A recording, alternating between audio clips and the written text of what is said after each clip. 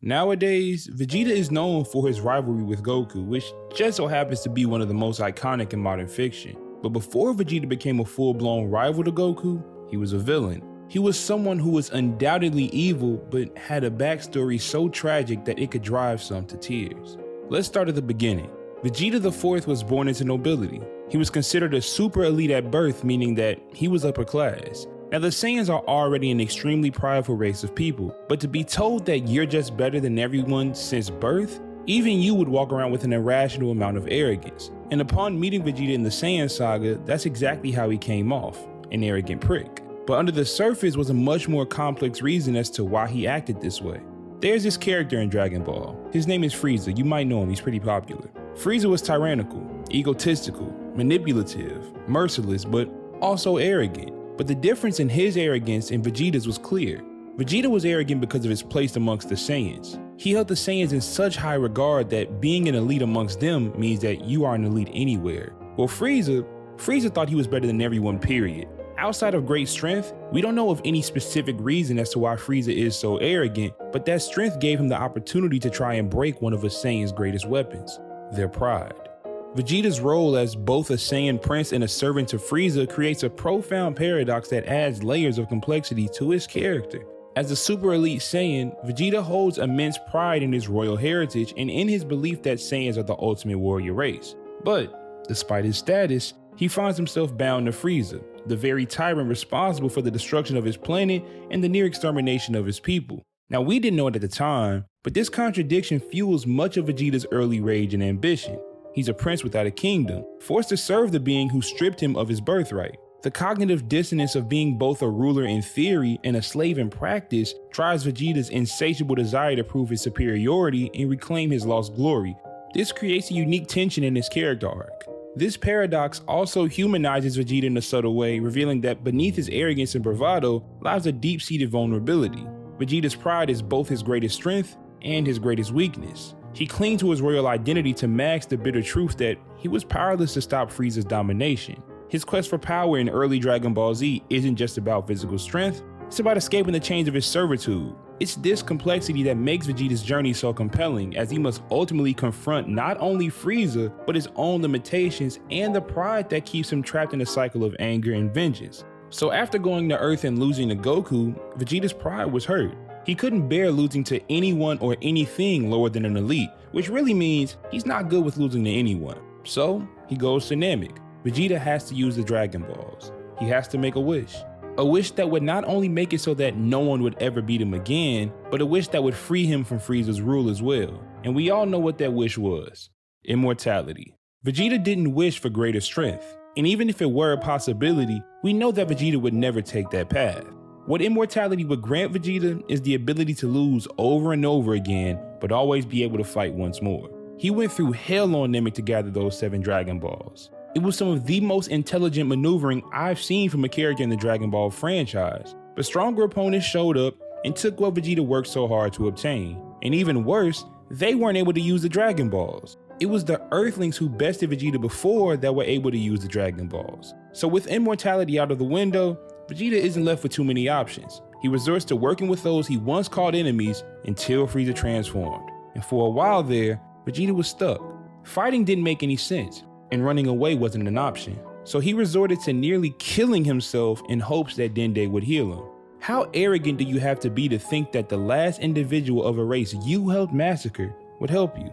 Well, needless to say, Dende healed him, and in that same moment, the option of having Dende in the future was removed. So a now healed Vegeta was going to have what would likely be his one and only shot to take down the monster that enslaved his people. Vegeta begins to power up, and it's evident that this Vegeta is at a completely different level of power, and Frieza, he just smiles. Vegeta does do a better job against Frieza than Piccolo and Gohan, but it's evident almost immediately that Vegeta didn't have what it took. But the Proud Prince doesn't think that way. He continues to hit Frieza with all he has, and he finally launches a blast at Frieza that looks like his full power, and Frieza just kicks it away. That was it.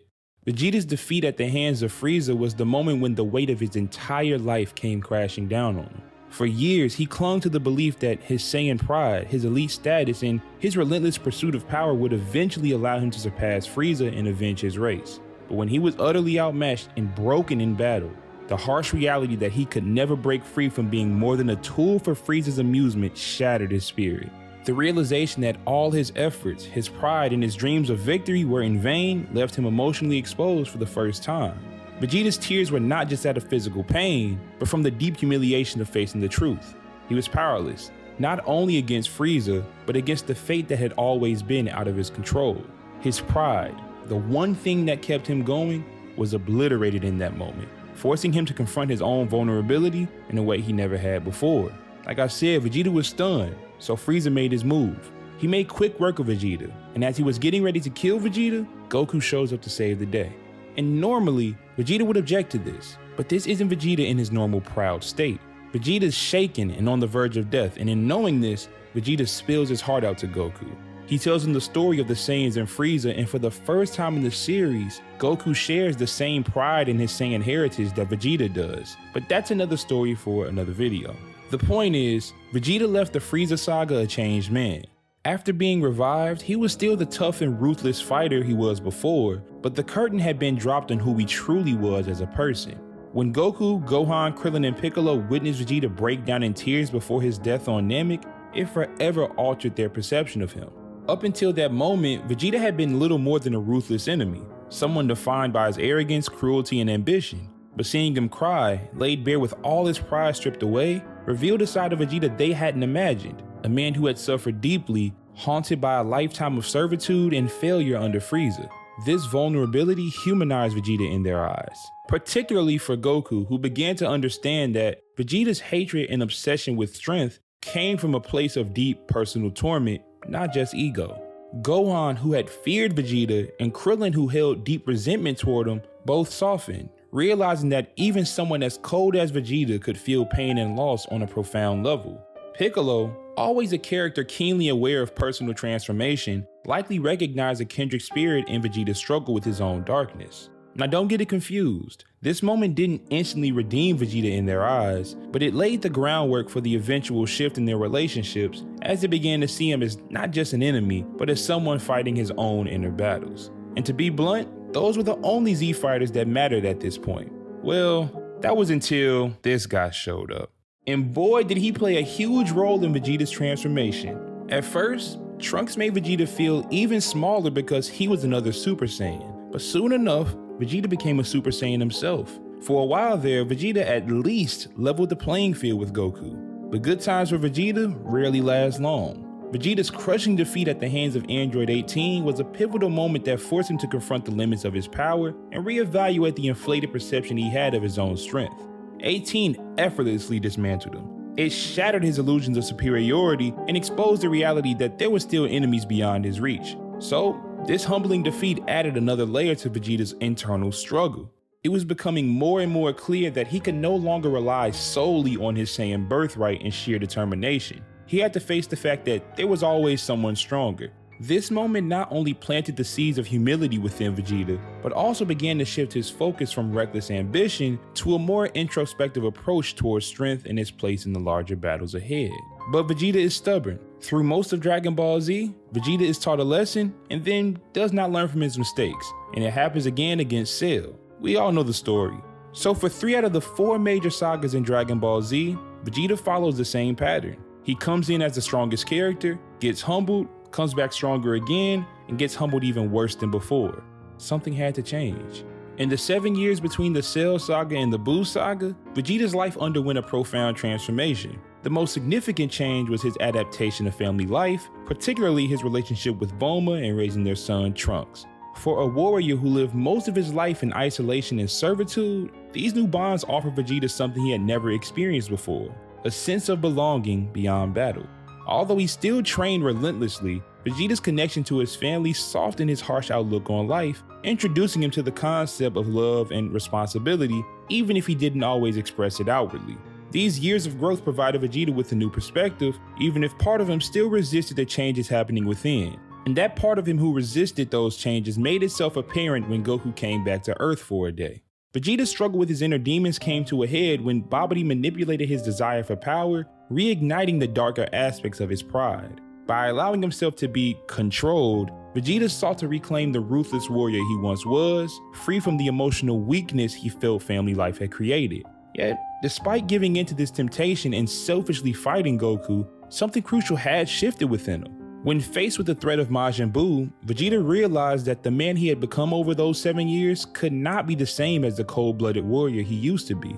The love he had for Bulma and Trunks, even though buried beneath his pride for a moment, ultimately led him to make the ultimate sacrifice. In choosing to die for their safety, Vegeta demonstrated that the growth he had experienced over those peaceful years had given him something far more important than power, a purpose beyond himself. His selfless act against Buu was the culmination of his internal evolution, a redemption that proved he had become more than just a Saiyan driven by pride and rivalry, but a protector who had learned to value the lives of others. But there was one final step Vegeta would have to take in his journey towards humility. Vegeta's first fight in Dragon Ball was technically a loss. He beat Goku one-on-one, but the fact that he lost to Goku and his friends never sat well with him. I mean, just think about it. Yeah, Goku was stronger than Vegeta at almost every juncture after the Saiyan saga, but their one official fight was a victory for Vegeta. That didn't matter to him. To Vegeta, Goku always represented more than just a rival in combat. He embodies a set of ideals that stand in direct opposition to everything Vegeta has built his life around. Vegeta's sense of self is deeply rooted in his royal bloodline, Saiyan pride, and the belief that power is something to be seized through relentless effort and domination. Goku approaches strength with a simplicity and a purity that infuriates Vegeta.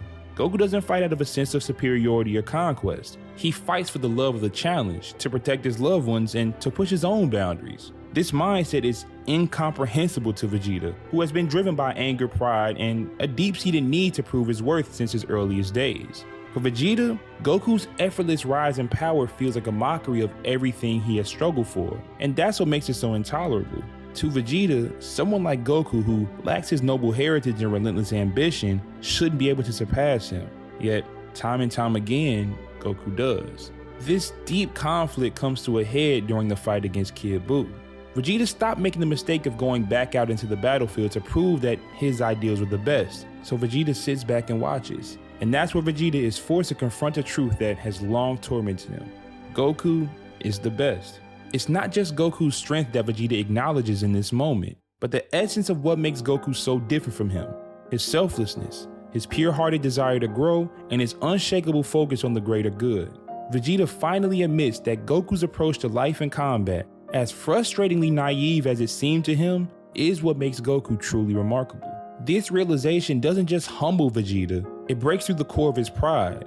It's this moment of clarity combined with Vegeta's acceptance of his own growth that allows him to finally let go of the toxic rivalry that had driven him for so long, making his acknowledgement of Goku's superiority not a defeat, but a step in completing his own redemption.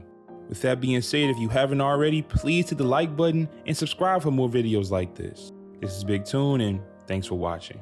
Y'all have a good one.